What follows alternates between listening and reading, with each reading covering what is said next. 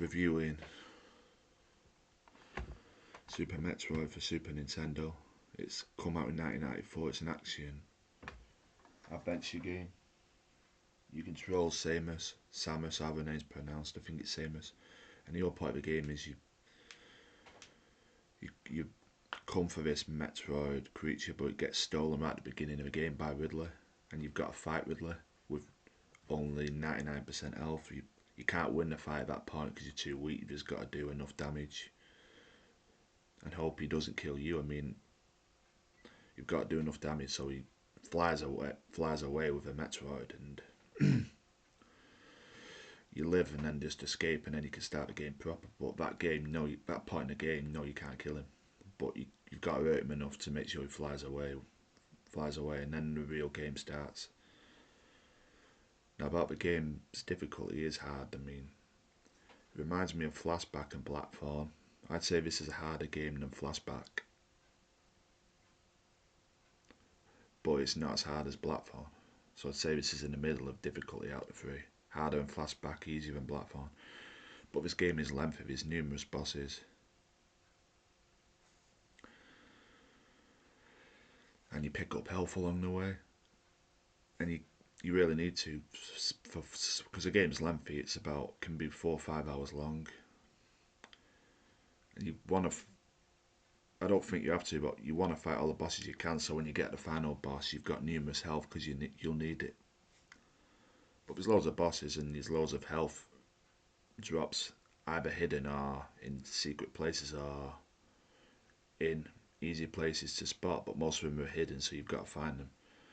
Now the game's music, it's mainly creepy, but it does have some melancholy bits of music, but mainly creepy. But yeah, there's loads of bosses in the game. The hardest boss in the game for me was Ridley. I mean, when you get fighting right at the end and kill him, I always struggle with that boss, even more than the final boss.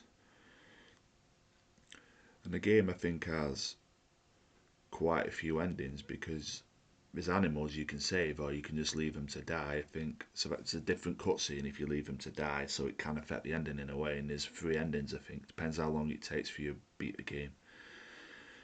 I've never been able to get the best ending, because I think you've got to beat it in under 4 hours. 4 hours. I've never done that. I've got the middle ending, I think, where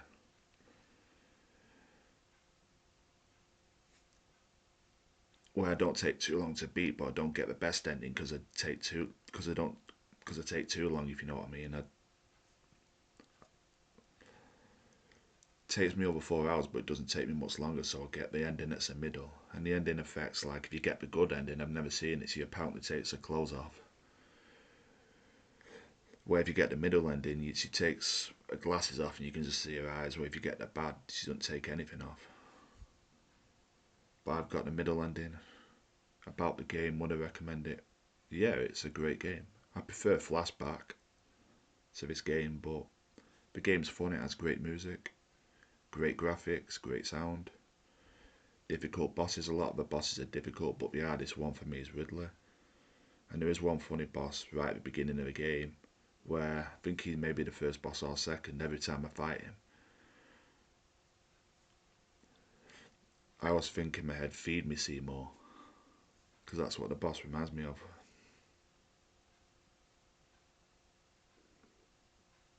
I'm trying to think the film what that boss reminds me of, I don't know, but anyway, about this game, it's amazing, isn't it?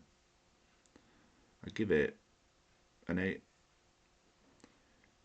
It's not as good as Flashback, what was 10 out of 10, but it's probably about the same as Blackthorne. Should you play this game? Yeah, for me, yeah. You should play it. It's got, like I said, good music, good sound, good graphics. And if you're up for a challenge, give it a go. Because it is a hard game.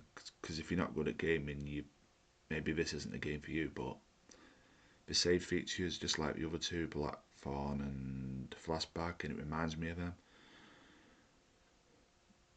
But yeah, I like the game. Give it a go.